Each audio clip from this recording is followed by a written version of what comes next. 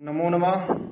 पिछली कक्षा में आपने पढ़ा था कक्षा 6 की पुस्तक संस्कृत की पुस्तक अमृता, जिसका हमने प्रथम पाठ प्रार्थना पढ़ा था।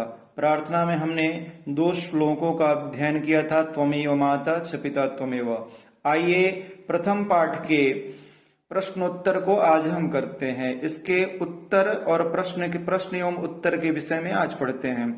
पहला प्रश्न जो है, इन शब्दों के उत्तर बताइए। किन शब्दों के जो यहाँ पे दिए गए हैं। पहला है द्रविणम। द्रविणम का अर्थ होता है धन। सखा, सखा का अर्थ होता है मित्र। विशालाय, विशालाय जो है चतुर्थी एक वचन का प्रयोग है। आपने राम शब्द पढ़ा होगा, तो राम शब्द के चतुर्थी एक वचन में रामाय बनता है। उसी प्रकार बालक शब्द पढ़ेंगे तो बालकः बालकौ बालकाः, बालकम बालकौ बालकान, बालकेन बालकाभ्याम बालकैः, बालकाय क्या बनता है चतुर्थी एक वचन में, बालकाय। उसी प्रकार यहाँ पे क्या बना है, विशालाय। क्या बना है, विशालाय। देखिए विशाल जो शब्द है, विशाल का अर्थ बड़ा होता है। विशाल का अर्थ क्या होता है, बड़ा।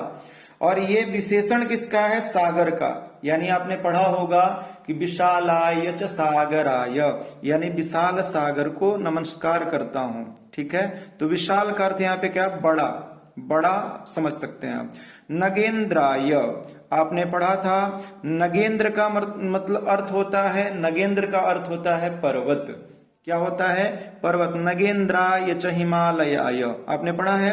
नगेंद्राय यानी पर्वतराज को, यानी पर्वतराज के लिए। मम का अर्थ होता है मेरा। मम का अर्थ क्या होगा, मम का अर्थ होता है मेरा या मेरी।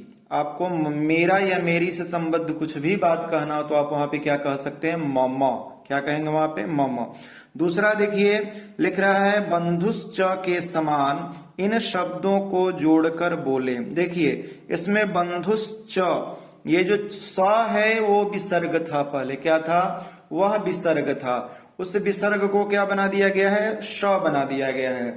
उसी प्रकार ये नीचे जो दिए गए हैं शब्द संधि विच्छेद करके, उसमें जितने भी विसर्ग हैं उसको आपको श में बदलना है। किस स में, तालव्य सकार में। किस स में, तालव्य सकार में। जैसे देखिए पहला शब्द है हरिहि धन च। इस हरिहि को जो विसर्ग है इसको हमने क्या बना दिया है, तालव्य सकार, तो बन गया है हरिश्च। दूसरा शब्द है लोकः च। इस पुनः विसर्ग को हमने क्या बना दिया है, तालव्य सकार। यहाँ पे देखिए तालव्य सकार, ये विसर्ग है, यहाँ पे तालव्य सकार। लोकश्च, पुनः च, फिर विसर्ग को हमने यहाँ पे श बना दिया, पुनश्च। अजश्चरति, अजह चरति। अजह के बाद जो विसर्ग है उसको हमने स बना दिया है, तो क्या बन गया है, अजश्चरति। यानी इसमें कुछ नहीं करना है आपको। ये विसर्ग संधि जब हम मैं पढ़ाऊंगा तो आप पढ़ेंगे चुत्व संधि के माध्यम के। यह जो विसर्ग स बना, स से फिर क्या, श बन गया, यानी मूर्धन्य शकार बन गया। मूर्धन्य शकार और तालव्य शकार दोनों बनता है। जहां पे मूर्धन्य शकार होता है वहां पे ष्टुत्व संधि होती है, जहां पे तालव्य ये वाला शकार होता है वहां पे ष्टुत्व संधि होती है। चलिए आगे देखते हैं हम तीसरे प्रश्न को। तीसरे प्रश्न में है, इन शब्दों का चतुर्थी एक वचन में रूप बनाएं। आप लोग को सिर्फ ध्यान देना है, राम शब्द के चतुर्थी एक वचन में क्या बनता है। तो राम शब्द के चतुर्थी एक वचन में आप देखेंगे तो राम शब्द के चतुर्थी एक वचन में रामाय बनता है। क्या बनता है, रामाय। तो देखिए पहला शब्द क्या है, सागर। तो सागर के चतुर्थी एक वचन में सागराय। जिस प्रकार बालक का बालकाय, राम का रामाय, रमेश का रमेशाय, उसी प्रकार सागर का सागराय। दूसरा शब्द क्या है, विशाल। विशाल का विशालाय। विशाल का क्या बन गया है, विशाल का विशालाय। तीसरा शब्द यहाँ पे क्या है, देश। क्या शब्द है, देश। तो देश का भी क्या बन जाएगा, देशाय। सिर्फ चतुर्थी बनाना है आप लोगों को। चौथा शब्द क्या है, पुत्र। पुत्र का पुत्राय। क्या बनेगा, पुत्र का पुत्राय। पांचवा शब्द है हिमालय। हिमालय क्या बनेगा, हिमालय का हिमालयाय। हिमालयाय क्या बन गया, हिमालयाय। अब बोल रहा है पांचवें में कि नमः शब्द से युक्त 5 वाक्य बोले। आप ध्यान दीजिएगा, नमः का अर्थ होता है प्रणाम करना, नमस्कार करना। नमः का अर्थ क्या होता है? नमस्कार करना। तो नमः जब भी लगेगा तो उससे पहले चतुर्थी एक वचन होती है। जैसे आप देखें, आपने गुरु शब्द पढ़ा होगा, तो गुरु शब्द के चतुर्थी एक वचन में क्या बनता है? गुरु, गुरु, गुरवः, गुरुम, गुरु, गुरून्, गुरुणा, गुरुभ्याम, गुरुभि, गुरवे। क्या बनता है यहाँ पे? गुरवे नमः। क्या बनता है? गुरवे नमः। राम शब्द के चतुर्थी एक वचन में रामाय नमः। जहां जहां नमः लगेगा उसके पहले चतुर्थी होगा।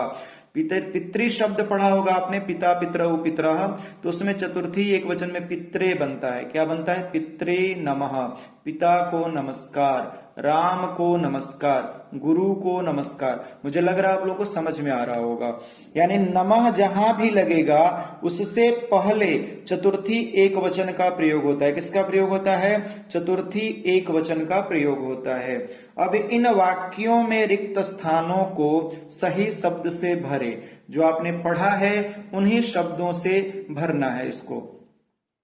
नमो डैश च सागराय, आपने पिछले पाठ में पढ़ा है नमो विशालाय च सागराय। नमो विशालाय च, ये विशालाय यहां पे आ जाएगा। दूसरा है देशाय तस्मै मम भारताय, देशाय तस्मै मम भारताय। अब यहाँ पे आप लोग को ढूंढना है खुद से। डैश सर्वम मम, आपने पढ़ा होगा देव देव, ठीक है, इसको खुद से भरिए। त्वमेव डैश द्रविणम त्वमेव, नदी डैश सुख साधनेभ्य। कुछ नहीं करना है, आपको पीछे वाले श्लोक को देखना है। पीछे वाले श्लोक में यहाँ पे जो भी खाली जगह पे वहां पे शब्द है उनको ला करके यहाँ पे रख देना है और आपको कुछ भी नहीं करना है। निम्नलिखित, चलिए अब 7वां प्रश्न है, निम्नलिखित वाक्यों को 2 बार लिखें। तुम ही मेरे पिता हो, त्वमेव मम पिता असि। तुम ही मेरे पिता हो, त्वमेव मम पिता असि। इसको क्या करना है? इन सबको, मैं ही पुत्र हूं, अहमेव पुत्रोस्मि। विशाल सागर को नमस्कार, विशालाय सागराय नमस्कार। देखिए जहां प्रणाम करना है, जहां प्रणाम करेंगे वहां चतुर्थी हो जाएगा, वहां चतुर्थी विभक्ति का प्रयोग होगा। इसको आपको क्या करना है? दोनों को 2-2 बार, यानी हिंदी और संस्कृत दोनों वाक्यों को 2-2 बार आपको लिखना है। चलिए इन शब्दों से वाक्य बनाएं। आपको क्या करना है? द्रविणम, द्रविणम यानी धन संपत्ति, द्रविणम यानी धन संपत्ति। द्रविणम से एक वाक्य बना लीजिएगा। तस्मै, तस्मै यानी चतुर्थी एक वचन का प्रयोग है, तस्मै, उससे एक वाक्य बना लीजिएगा। मम, मम यानी मेरा, मम यानी मेरा। नदी गणेभ्यः, नदी के गण जो हैं उनसे संबद्ध एक वाक्य। सखा यानी मित्र, मित्र से संबद्ध आपको एक वाक्य बनाना है। अपने स्मरण से कोई श्लोक लिखें जो इस पाठ से भिन्न हो। यदि आपको कोई श्लोक आता हो, कोई मंगलाचरण आपने पढ़ी हो, तो उसको स्मरण करें और उसको लिखें। उसका क्या करना है आपको? उसको लिखना है। अब यहाँ पे देखिए 11 नंबर जो प्रश्न है, इनका सुमेल करें, यानी एक दूसरे से मिलाना है। नग इंद्र, अभी आपने आगे पढ़ेंगे, गुण संधि है इसमें। नग धन इंद्र में कौन संधि है? नग धन इंद्र में कौन संधि है? गुण संधि है। इसको यहां पे मिलाइए। हिम धन आलय, आपने पढ़ा होगा स्वर संधि के अंतर्गत जो दीर्घ संधि है, हिमालय। भरतः, अब भरतः से यहाँ पे हो जाएगा भारतम, भरतः से क्या हो जाएगा? भारतम। उसके बाद देखिए सागरः, सगरः से क्या हो जाएगा? सगर से सागर हो जाएगा, सगर से क्या हो जाएगा? सागर हो जाएगा। और अंतिम क्या है? रामः च, ये जो विसर्ग है उसको हमने क्या किया है? तालव्य शकार कर दिया है, तो ये हो गया रामश्च। क्या हो गया? रामश्च। मुझे लग रहा है कि आप लोग इस पाठ के प्रश्नोत्तर को समझ पाए होंगे। देखिए किसी भी पाठ को पढ़ने के बाद आपको खुद से भी प्रयास करना पड़ता है। आप जब तक खुद से प्रयास नहीं करेंगे किसी भी विषय को सुलभतया समझ नहीं पाएंगे। आपको यदि किसी भी पाठ को समझना है तो यह आवश्यक है कि शब्द रूप और धातु रूप का अभ्यास करें। विविध जो राम शब्द, बालक शब्द है उनका अभ्यास करें। मुझे उम्मीद है आप लोग सहजतया पढ़ पाए होंगे, समझ पाए होंगे। मिलते हैं अगले वीडियो में दूसरे पाठ के साथ। धन्यवाद।